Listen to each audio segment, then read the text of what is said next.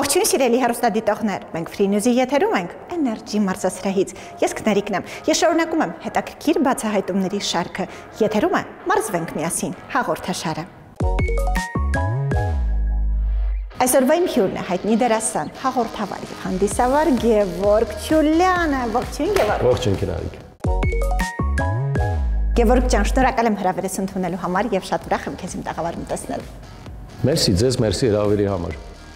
Գև, քո հաջողության կիզակետը բանակում սերիալն է եւ ոչ միայն քո, շատ շատերը ճիշտ օգտագործելով իրենց ճանաչումը կարողացան լավ առաջ գնալ, շատերն էլ չկարողացան։ Դու ինչպես կարողացար օգտագործել քո ճանաչումը։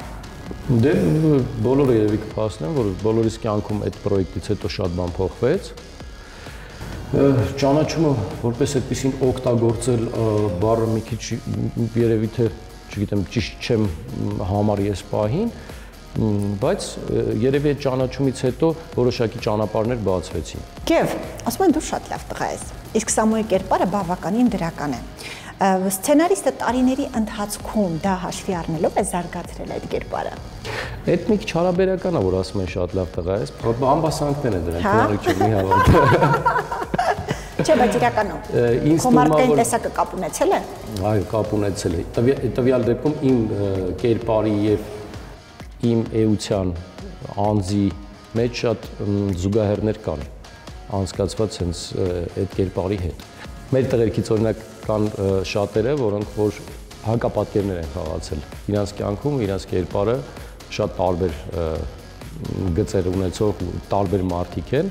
Իմ կերպարը տվյալ դեպքում շատ զուգահեռներ կան, որոնք բանակումի մասին է խոսքը։ Բանակումի կերպարները առհասարակ ունեն բավականին հետաքրքիր գույներ, իրենց սուր եւ հումորային ակցենտներով եւ կարծում եմ սերիալի հաջողության գրավականներից մեկն էլ հենց դա է, այդպես չես կարծում։ Դե վստահաբար այդպես է, Քնարիկ գիտես ինչ եմ հետ նայելով էլի, անցել է 15 տարի, հասկանում եմ, որ յուրաքանչյուրը իր տեղում էր, ճիշտ ընտրված էր ու ճիշտ գրվում էր սցենարը իրաց համար։ Մենք ճիշտ է երիտասարդ էինք, շատ բան այդ ժամանակ չէինք հասկանում, հետո որ հետ նայում ես, ոնց որ ասում բան, հա, ֆլեշբեք, որ նայում ես ինչ է կատարվել, յուրաքանչյուրը վառ կերպար էին, հետաքրքիր էին, լավ գործ արվեց, բոլորը ոնց որ նոր էին, ակցենտները շատ հետաքրքիր էր, հավեսները տեղներ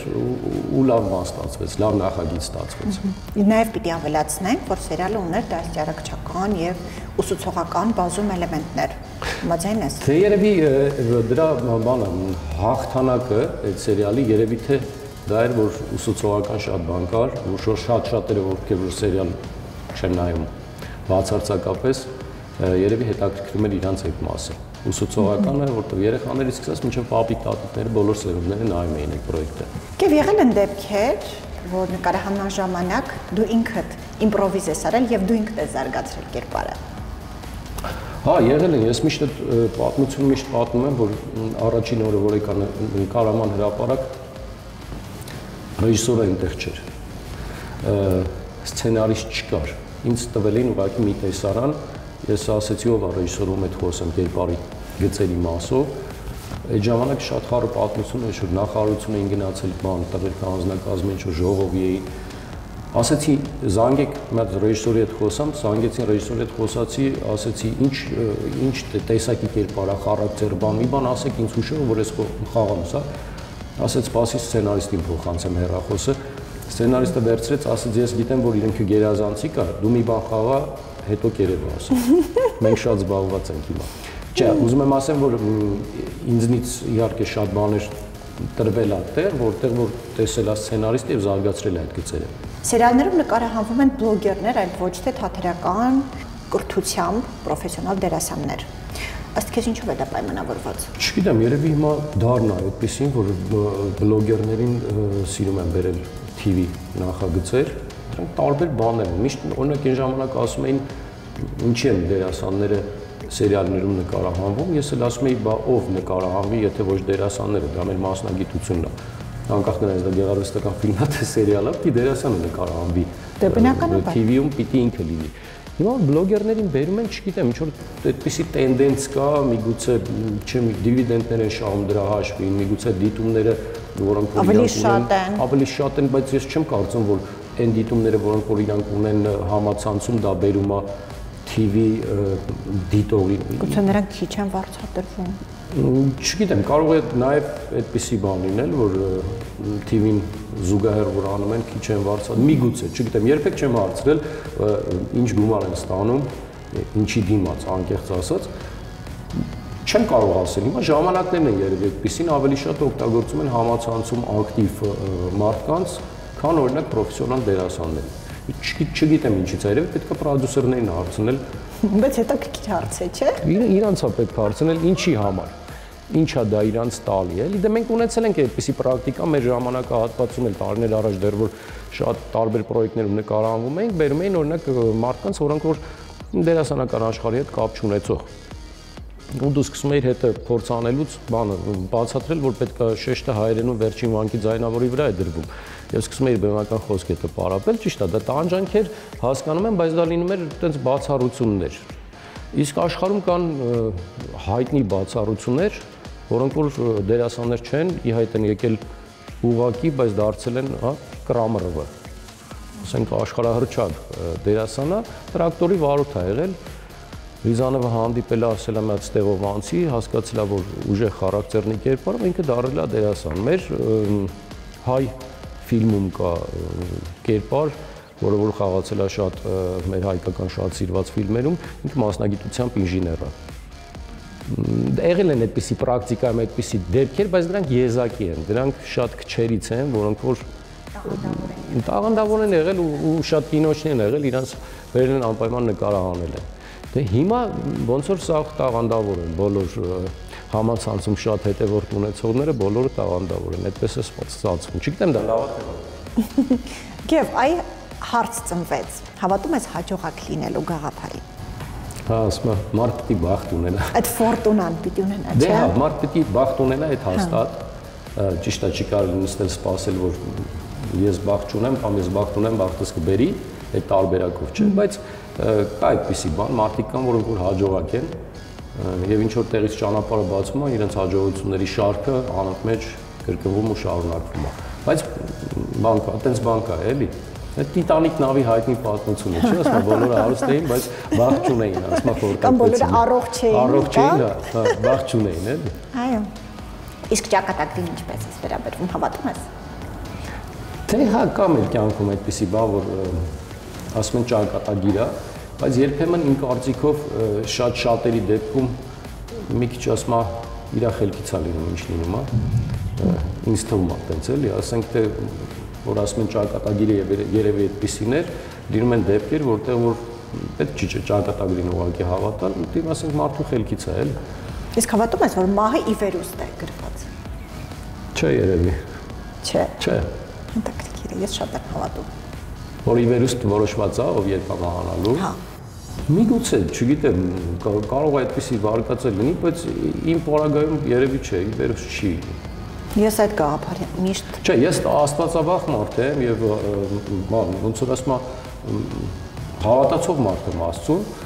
որ ասում են Աստծո գործերը անքննելի են, միգուցե դա ճիշտ է, բայց որ վերևից է որոշվում ով եւ ինչ, չգիտեմ, երևի 50-50 տարբերակ է, ասում եմ, ես կընտրեմ 50-50 տարբերակ։ Այս դեպքում այդպես է։ Այս դեպքում այդպես է, կամ զանգ ընկերոջը։ Եվ դուք ընկերներով, ընդ որում բանակում ընկերներով ունեք YouTube-յան ալիք, որը կոչվում է Դռնակ Production։ Ինչպես է այն ծնվել եւ առհասարակ ինչ գաղափարներ է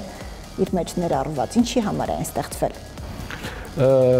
Այդ նախագիծը մեր սցենարիստի Իսահակյան Անդրանիկի գաղափարներ ի սկզբանե, որ մենք անենք այդպիսի մի ֆորմատի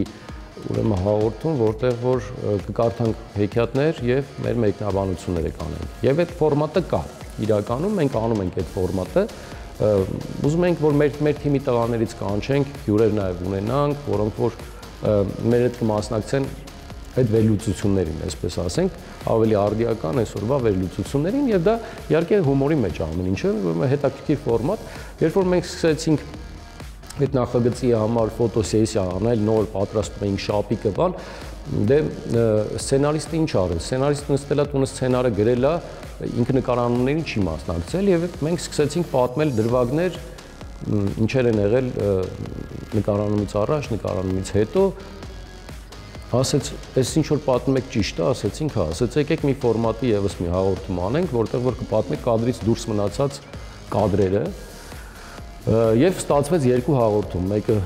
ստացվեց ուրեմն 3 խնձորը, որտեղ որ հեքիաթներն ենք մեկնաբանում հումորային, մեր մեկնաբանություններն ենք անում, եւ երկրորդը խոհանոցում, որտեղ որ նկարագրվում է խոհանոցային կյանքը, ասում է անդերկուլիսյան, հա, զակուլիսնի կամ նկարանումից հետոյի իրավիճակները։ Պատմենք շատ պատմություններ կան այդ տարիների ընթացքում այդ մեր նկարահանումների, որը ես նայել եմ մի քանի բան։ Տեսել ես երևի։ Հա, նայել եմ։ Այո, եւ հեքիաթներ պատմել եմ նայել եւ խոհանոցումն եմ նայել։ Շատ օրիգինալ է։ Շոյված եմ, մերսի շատ։ Շորերը հանում է, դնում լճի ափին, ինքը մտնում մեջը, որ կացինը հանի։ Չի խրատվում է։ Մի տողանով հասազգազ թոնել։ Մի տողանով հասազգազ թոնել։ Հասազգազ թոնել։ Կահնիկներ ենք բացում Դու ես Դու ես մաքուր զտարյում իսկ քեզ եզդիները Range Rover տվել են Բան մի քիչ խառը էլի դա բայց Հակոբյանն է զանգում արդեն կա իրանց մոտ էլի Էլի ես եմ Ամերիկա հա Իսես մարոնները խառնում են ինչ է ասում Եվ դու նաև հանդիսավար ես եւ դա եւս քո մասնագիտություններից մեկն է գաղտնիք չէ որ հիմա հանդիսավարությունը դարձել է հայտնիների ամենամոդեռն մասնագիտություններից մեկը ինչպես ես դիմանում մրցակցությանը Տվյալ դեպքում ամեն մեկը գտնում է իրան համապատասխան հաճախորդին յուրաքանչյուրը իր տեսակն ունի հա անում է իր տեսակի մեջ այդ գործը ես միշտ ասում եմ հանդիսավարությունը ինքը առանձին մասնագիտություն է Միանշանակ հանրացային է։ Դա ոչ TV է, ոչ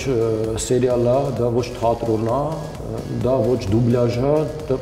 ոչ մանի հետ կապ չունի, դա լրիվ առանձին մասնագիտություն է եւ իմ ընկերներից շատ տաղանդավոր ընկերներից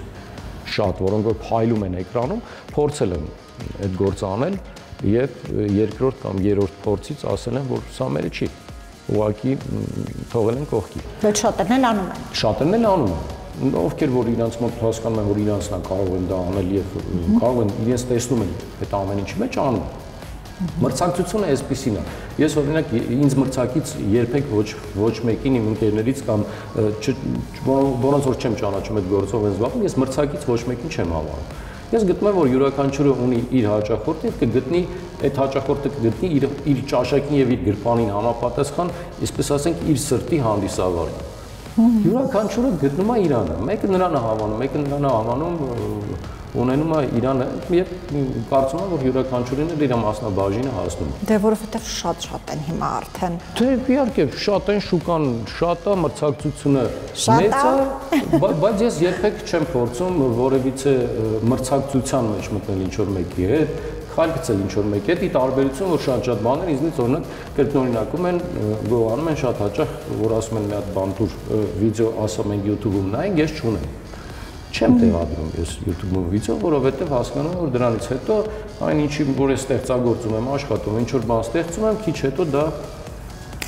հալայով ինչ որ մեկը կրկնօրինակում է եւ կրկնօրինակում է վատ։ Եթե դա անում են լավ, միտեղ ասում ես տես իմ արածն եմ, բայց ստացվեց իր մոտ ավելի լավ, երբ անում են դա վատ, մի քիչ ոնց որ ներվում ես։ Հա, ինչ հետաքրքիր է։ Եվ ինչ է ասել երջանկություն, դու ինչպես ես կերտում քո երջանկությունը։ Այս քննալիք ամենաբարդ հարցերից է, ու էլի է հնչել այս հարցը տարբեր հարթակներում, տարբեր ասում հարցազրույցների ժամանակ։ Այդ շատ ինդիվիդուալ բան է, ամեն մեկը Այո։ իր երջանկությունը ոնց որ տենց է պատկերացնում, ամեն մեկ յուրով է պատկերացնում։ Դրա համար էլ հարցում եմ ինչպես ես կերտում։ Երջանկություն կերտելը երևի ամենօրյա աշխատանք է մեր կյանքում, երբ որ քնից արթնանում ես, որ արթնանում ես արդեն այդ մեծ երջանկություն է։ Այո։ Առավոտյան եթե դու արթնանում ես, դու տեսնում ես, դու շնչում ես, դու լսում ես, դու վայելում ես, դու շոշափում ես, այդ արդեն մեծ երջանկություն է։ Հազարավոր միլիոնավոր մարդիկ չունեն այդ հնարավորությունը։ Պետք է սկսել առավոտյան արթնանալուց հենց դրանից, որ քո մոտ ամեն ինչ նորմալ է, այդ արդեն մեծ երջանկություն է։ Իսկ ինքը ամենօրյա աշխատանք է։ Ինձ թվում է իմ պարագայում օրինակ լավ ընտանիք, քո սիրած գործով զբաղվելը, լավ ընկերներ ունենալը, անընդհատ շփման մեջ լինելը, անընդհատ, չգիտեմ, մարդկանց հետ շփվելը, դա արդեն մեծ երջանկություն է։ Եվ երբ որ մի քիչ արդեն մեծանում ես, հասակդ ոնց որ ասում առնում ես, ամենամեծ երջանկությունը, երբ որ դու քո երեխաներին ես երջանիկ տեսնում, երբ որ կարողանում ես իրանց երջանկացնել, կարողանում ես ընտանիքիդ ինչ որ բանով երջանկացնել, դա արդեն մեծ երջանկություն է։ Փոքրիկ ասում եմ ուրախություններն ու փոքր նվաճումները բերում են ընդհանուր առմամբ մեծ երջանկության։ Չգիտեմ ինչքանով կարողացա նկարագրել, չգիտեմ ինչքանով է ստացվել։ Հիմա ես քեզ կտամ բլից հարցեր, որոնց արեք ես պատասխանում։ Փորձենք։ Բռնկուն ես թե հանգիստ։ Չէ, բռնկուն։ Էմոցիոնալ ես թե սառը։ Էմոցիոնալ։ Նրբանկատ ես թե մակերեսային։ Ավելի շատ մակերեսային։ Համբերատար ես թե հակառակը։ Չէ, համբերատար։ Խանդոտ ես։ Միջին ծանրության։ Արդեն ասացիր, որ Աստվածը հավատես։ Այո։ Թալիսման ունես։ Չէ։ Քո այն բնավորության գիծը, որը քեզ խանգարում է։ Անկեղծությունը, մարդու դեմքին ասել ինչ որ մտածում ես։ Իսկ այն գիծը, որը քեզ օգնում է։ Շուտ դառնալը իրանցը եւ իրանց դարձնելը իմ։ Ինչն է ատում մարդկային տեսակի մեջ։ Այդ ոչ մի ձև այլ կերպ չի թարգմանվում, քան հիմա առնետուրիսությունը, ասենց ասում։ Ինչը չես ների։ Դավաճանությունը։ Չնայած մի հատ լոզունգ կա, ասում է երբեք մի ասա երբեք։ Այդ իմ կյանքի կարևոր։ Ինչն է քեզ ամենաշատը բավականություն պատճառում։ Ամենաուժեղը։ Լավ տրամադրություն է երևի, չգիտեմ։ Մարզվում ես։ Չէ։ Առողջ ես սնվում։ Մասամբ։ Մասամբ։ Շնորհակալություն։ Անկեղծ եմ, ինչ որ կա եմ ասում։ Սիրելի հեռուստադիտողներ, Գևի հետ ուսագոտու մկանների վարժություններից մի քանի։ Ուսագոտու մկանների էլի գնացինք, ինչ պետք է անենք։ Դու մի հատ որ ցույց տաս գնանք։ Մեջքը ուղում ենք, Գև։ Մի փոքր գալիս ես առաջ, մի փոքր մեջքը մաքսիմալ ուղիղ, ձեռքերը փափուկ։ Փափուկ։ Այս է որ լուսանկարվում են այդ պոզաներից է, էլի լավ։ Այո։ Արտաշնչելով բարձրացնում ենք, շնչելով իջեցնում ենք։ Հա, հակառակ, հա։ Այո։ Այս վարժությունը, սիրելի հեռուստադիտողներ, նորից կատարում ենք 16-ից 32 անգամ, այնուհետև պահումներ պիտի կատարենք։ Սա մինչև 16-ը կհաշվեք, բավական է, իջեցրեցինք։ Այս մեկը 32 անգամ պետք չէ, 16։ Ձեռքերը 90 աստիճան, արտաշնչելով բարձրացնում ենք մինչև վերջ և շնչելով իջեցնում ենք։ Արտաշնչելով բարձրացնում ենք, շնչելով իջեցնում ենք։ Այնուհետև զզվանակումներ պիտի կատարենք։ Հիմա մեջքը ուղղում ենք, նորից մի փոքր գալիս ենք առաջ, ափերը բացում ենք և հետ։ Շատ ճիշտ է։ Հետ։ Այս վարժությունը տեսեք սիրելի հեռուստադիտողներ, մեջքը մաքսիմալ ուղիղ։ Կատարում ենք նորից մոտավորապես 32 հաշիվ, այնուհետև մեջքը ուղիղ, կանգնեցինք, ափերը բաց, բարձրացնում ենք ուղիղ մեջքով և իջեցնում ենք։ Արտաշնչելով բարձրացնում ենք, սիրելի հեռուստադիտողներ, շնչելով իջեցնում ենք, բարձրացնում ենք, իջեցնում ենք, բարձրացնում ենք, իջեցնում ենք, այնուհետև բաց ափերով, արտաշնչելով բարձրացնում ենք, իջեցնում ենք։ Լավ ես Գև։ Ես լավ եմ, ինձ թվում է դու ինձ տանջանքներ ես ենթարկում գնալ։ Կտանքների։ Կտանքներ ես ենթարկում։ Արտաշունչ վերև, շունչ վերև, արտաշունչ վերև, շունչ ներքև, վերև, ներքև և վերջ։